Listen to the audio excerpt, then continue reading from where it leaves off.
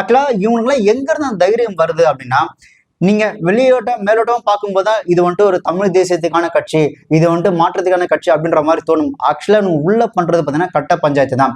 இவனுங்க என்ன பண்றதுன்னா, எந்தெந்த ஆட்சிக்கு வருதோ அந்தந்த ஆட்சிக்கு ஏத்த மாதிரி ஜால்ரா அடிச்சுக்கிட்டு ஏதாவது கேஸ்ல மாட்டினாங்க அப்படின்னா அது வந்துட்டு நீ வந்து கட்சிக்கு திருநிதி கொடுத்தா போதும், மத்தபடி உன் மேல என்ன கேஸ் வந்துச்சுன்னா நாங்க பாத்துறோம் அப்படின்னு சொல்லி இவனுங்க தான் சப்போர்ட் பண்ணி ஏத்தி விடுறது. அதுக்கப்புறம் எப்போ இந்த விஷயம் நியூஸ்ல பேப்பர்ல பெருசா வருதோ அதுக்கப்புறம் தான் அவங்க மேல நாங்க வந்துட்டு கட்சி ரீதியா நடவடிக்கை எடுக்கிறோம் அப்படின்னு சொல்லி அவனை கட்சி விட்டு ஒதுக்கி விட்டுறது. ஆனா அது வரைக்கும், அதாவது அந்த பர்சன் மாட்டாத வரைக்கும் அவனுங்கிட்ட நீ தைரியமா பண்றா அப்படின்னு அவங்க சப்போர்ட் பண்ணி அவனுங்கிட்ட இருந்து திருநதி வாங்கி வைத்த வளர்க்கறது தான் இந்த சீமானோட முக்கியமான வேலையை. மக்களை ஏமாத்தி திருநிதின்ற பேர்ல பணம் பறிச்சு குடிச்சிட்டு திரியிறானுங்க இந்த குடிகாரன் நாய்ங்க. இவனுங்களாம் உழைக்கவே மாட்டானுங்க போல. கடைசி வரையும் திருநிதின்ற பேர்ல மக்களை ஏமாத்தி ஓசி குடி குடிச்சே வாழ்ந்துட்டு இருக்கிறானுங்க. இந்த மாதிரி கேவலமான குற்றச்செயலில் ஈடுபட்ட பல பேர் அந்த கட்சியில இன்னமும் பயணிச்சா இருக்கிறாங்க.